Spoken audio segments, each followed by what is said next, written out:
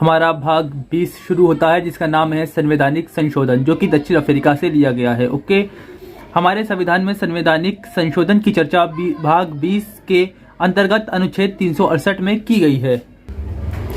संशोधन की प्रक्रिया दक्षिण अफ्रीका से ली गई है। संशोधन की शक्ति केवल संसद को प्राप्त है। यदि एक सदन ने इसको पारित कर दिया तथा दूसरा सदन संशोधन को पारित नहीं किया तो संशोधन विधेयक शब्द हो जाएगा।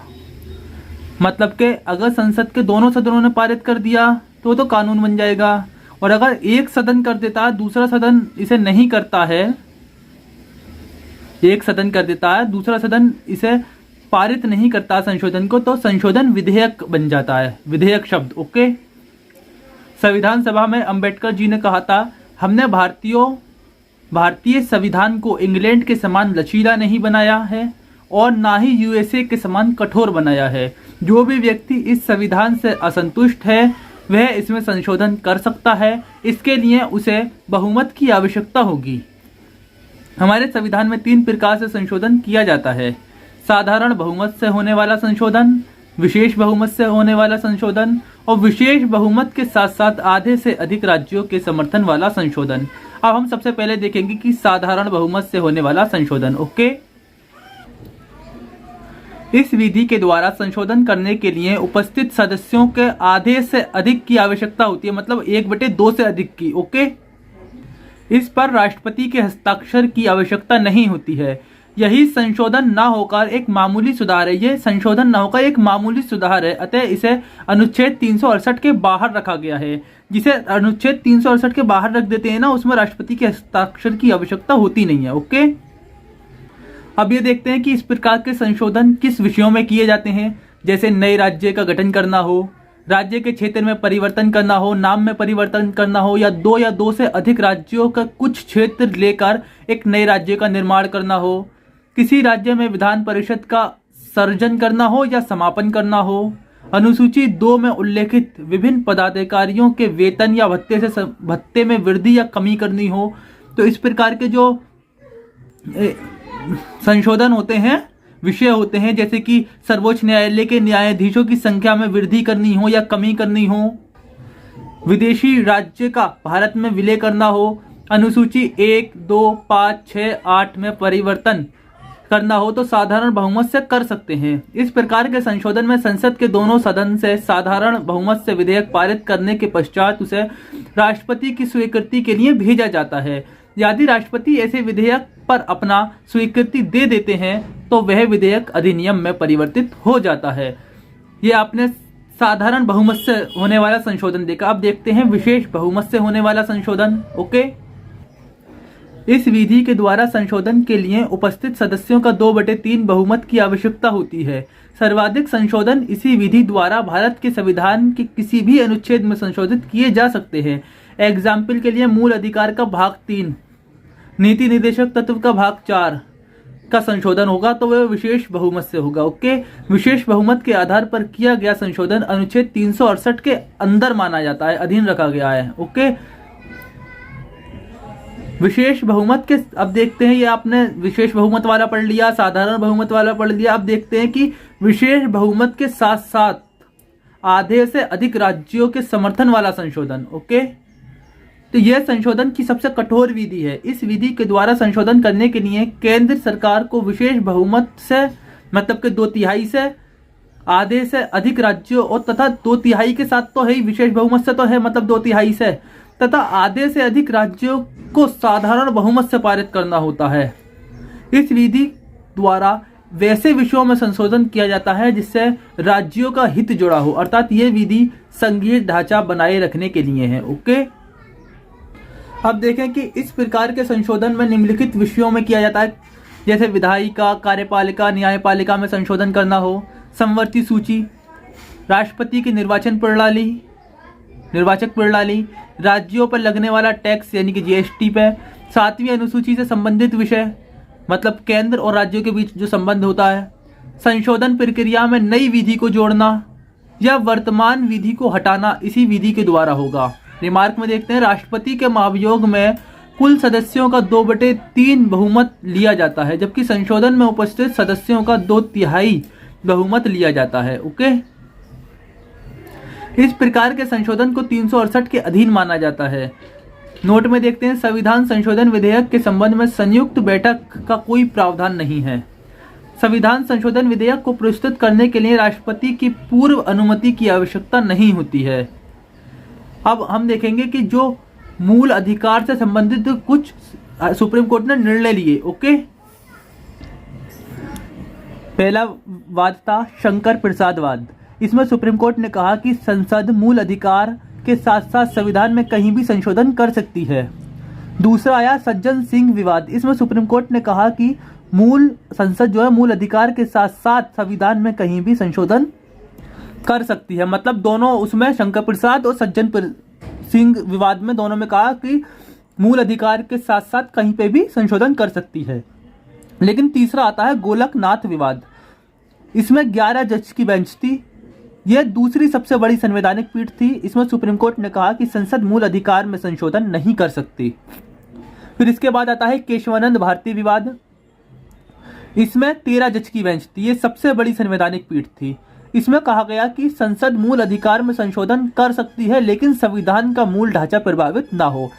आपने देखा शंकर प्रसाद और सज्जन सिंह विवाद में तो कहा कि कहीं पर भी संशोधन कर सकती है, लेकिन गोलकनाथ में कहा कि मूल अधिकार में संशोधन नहीं कर सकती। इसके बाद आ जाता है केशवानंद भारती वाद। इसमें 13 जज की बेंच थी। इसमें कहा कि संसद संशोधन तो कर सकती है मूल अधिकार में, लेकिन ऐसे कर सकती है कि जिससे संविधान का मूल ढांचा प्रभावित ना हो।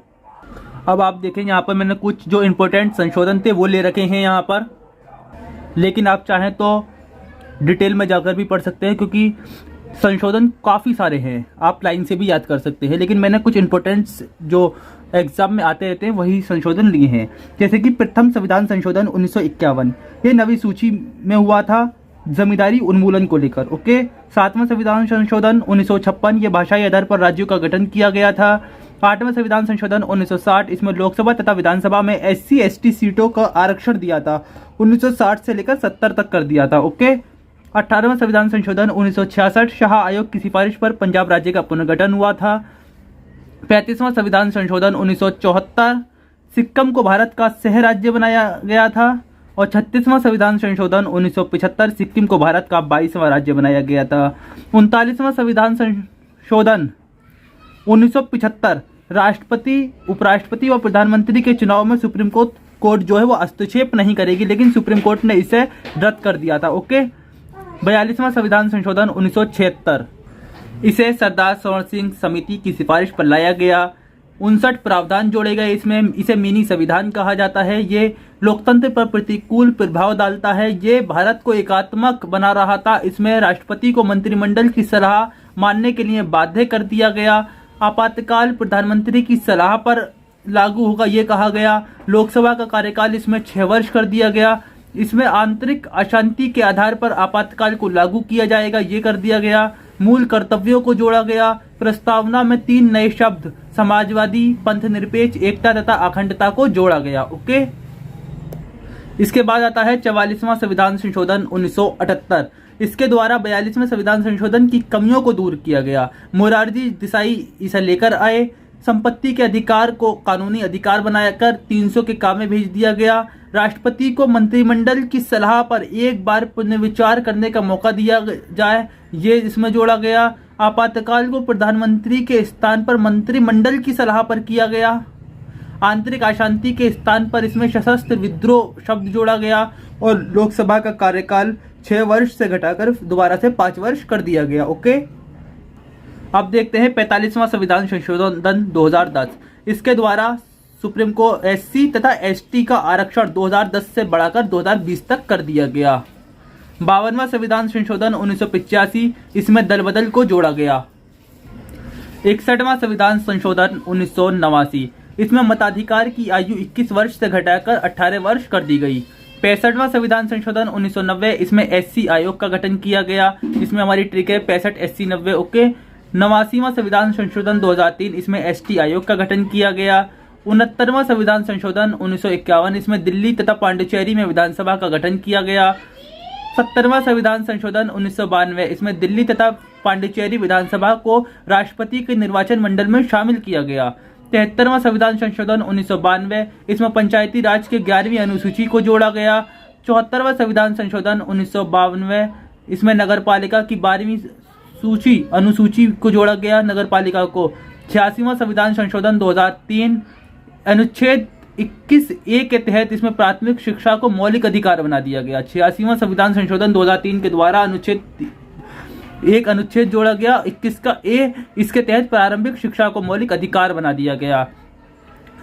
89वां संविधान संशोधन, जैसे कि मैं पहले भी पढ़ चुका हूं, एसटी आयोग का गठन किया गया। 100वां संविधान संशोधन 2015, इसमें भारत बांग्लादेश भूमि हस्तांतरण हुआ। 100वां संविधान संशोधन 2015, इसमें भारत बांग्लादेश भूमि हस्तांतरण हुआ। ओके।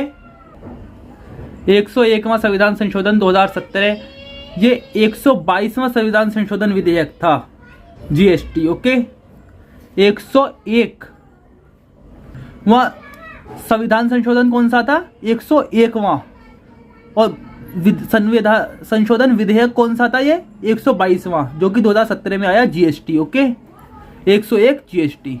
102वां संविधान संशोधन और 103वां संशोधन विधेयक था, ये 2018 में आया, ओबीसी को संवैधानिक दर्जा। ओके। 102 ओबीसी को संवैधानिक दर्जा। 103 ये 103वां संविधान संशोधन 2019 में हुआ और ये 124वां विधेयक था। इसमें ईडब्ल्यूएस को 10% आरक्षण दिया गया। 103 में ईडब्ल्यूएस को 10% आरक्षण दिया गया। 104वां संविधान संशोधन 2019, ये 126वां विधेयक था। इसमें एससी एसटी समुदाय के आरक्षण को 2030 तक कर दिया गया व एंग्लो इंडियन को आरक्षण की सीटों को हटा दिया गया। एंग्लो इंडियन की आरक्षण की सीटों को हटा दिया गया। क्यों हटा दिया गया? क्योंकि अब एंग्लो इंडियन बचे ही नहीं। 104वां एससी एसटी को आरक्षण 2030 तक बढ़ा दिया और एंग्लो इंडियन के आरक्षण को खत्म कर दिया। ओके।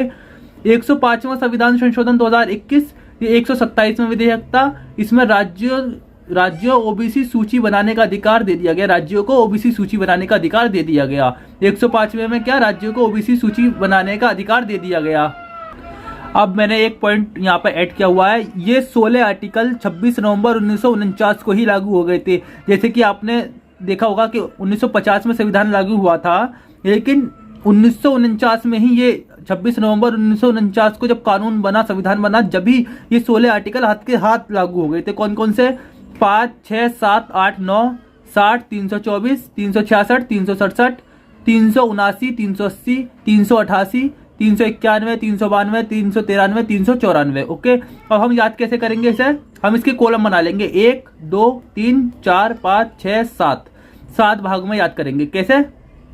5, 6, 7, 8, 9, 60, 324, 366, 367, 379, 380, 388, 391, 92, 93, 94। ओके। इस तरीके से हमारा ये भाग 20 खत्म हो जाता है। इसके बाद चलेगा हमारा भाग 21। Okay friends.